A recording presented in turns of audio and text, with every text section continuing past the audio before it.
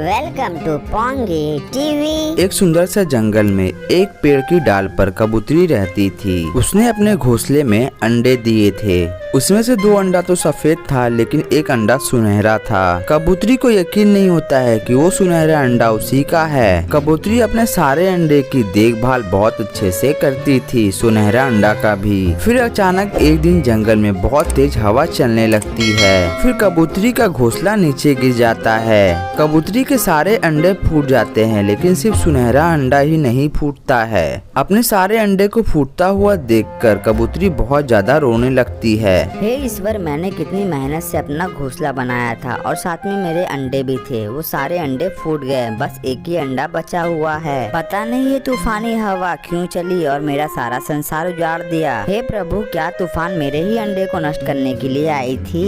अपने अंडे को खोने की दुख में कबूतरी बहुत ज्यादा रोई ही जा रही थी। फिर कबूतरी देखती है कि उसका सारा अंडा फूट गया है, लेकिन उसका सुनहरा अंडा नहीं फूटा है। हे ईश्वर, आपका बहुत बहुत धन्यवाद कि मेरा एक अंडा अभी तक बचा हुआ है। भगवान, मैं इस अंडे का अच्छे से ख्याल रखूंगी और साथ ही इस अंडे को अच्छे से संभाल कर भी रखूंगी। आपका बहुत बहुत धन्यवाद कि मेरा एक अंडा अभी तक मेरे साथ है। उस दिन के बाद कबूतरी उस अंडे के पास ही रहती थी और उसका अच्छे से ख्याल भी रखती थी। देखते ही देखते कुछ दिन निकल जाते हैं और उस अंडे से एक प्यारा सा कबूतर का बच्चा निकलता है। हे भगवान, आपका बहुत बहुत शुक्रिया कि आपने मुझे इतना प्यारा बेटा दिया। मैं अपने बेटे का अच्छे से ख्याल रखूंगी और साथ ही उसका अच्छे से देखभाल भी करूंगी। उसके बाद कबूतरी अपने बेटे का अच्छे से देखभाल करती है और उसे पाल पोस कर बड़ा कर देती है। अब कबूतर का उड़ने का टाइम भी आ जाता है, लेकिन उसकी माँ अपने बेटे को कहीं भी बाहर जाने नहीं देती थी। भोजन का इंतजाम वो खुद ही कर लेती थी।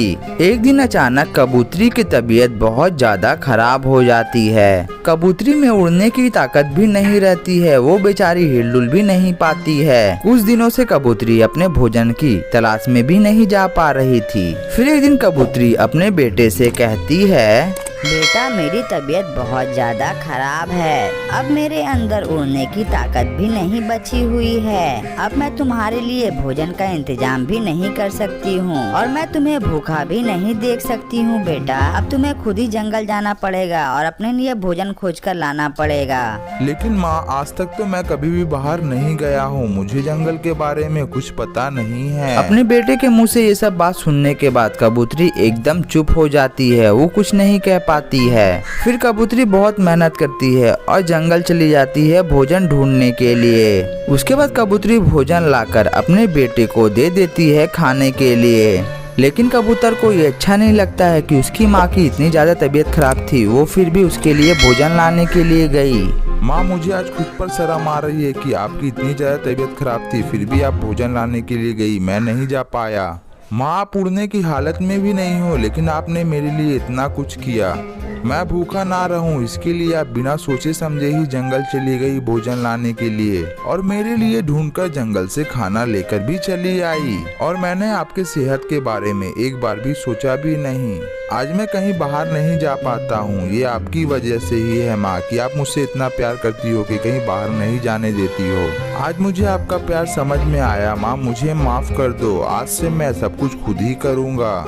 हाँ बेटा, मुझे भी अभी ये बात समझ में आई कि तुझे भी बाहर जाना चाहिए जंगल में भोजन ढूंढने के लिए। माँ, जब मैं उड़ नहीं पाता था तो उस समय आप मेरे लिए भोजन ला सकती थी, लेकिन जब मैं उड़ने लगा उसके बाद भी आप मेरे लिए भोजन लाती थी। ये तो गलत था ना माँ। माँ, मैं अब अच्छे से समझ गया हूँ कि मुझे बाहर जाना पड़ेगा और भोजन ढूंढकर लाना पड़ेगा।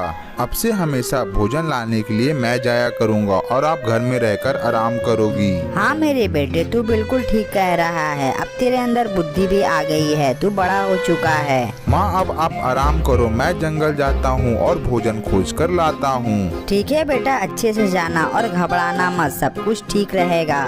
उसके बाद कबूतर वहाँ से भोजन लाने के लिए जंगल निकल जाता है। कबूतर बहुत देर भोजन ढूंढता है, उसे आखिरकार भोजन मिल ही जाता है। भोजन को को लेकर वो अपने घर वापस आ जाता है। ये लो माँ, मैं आज पहली बार आपके लिए भोजन लेकर आया हूँ, ये भोजन को आप खा लो। आज मैं बहुत ज्यादा खुश हूँ क्योंकि बेटे का लाया हुआ भोजन मैं पहली बार खाऊंगी। उसके बाद उसकी माँ वो भोजन को खा लेती है। देखते ही देखते कुछ दिन गुजर जाते हैं और कबूतरी की तबीयत बिल्कुल ठीक हो जाती है। फिर बबलू कबूतर सोनी नाम की चिड़िया से शादी कर लेता है। सोनी चिड़िया बहुत ही ज्यादा खूबसूरत होती है और साथ ही संस्कारी भी होती है। सोनी चिड़िया अपनी सास की बहुत अच्छे से देखभाल करती है। फिर खुशी खुशी वो लोग अपना जीवन जीने लगते हैं। और ये सुंदर सी कहानी यहीं पर समाप्त हो जाती है। ये कहानी से हमें ये सीख मिलती है कि हमें बच्चों को हमेशा प्यार नहीं करना चाहिए, वक्त के साथ उन्हें सब कुछ सिखाना भी चाहिए।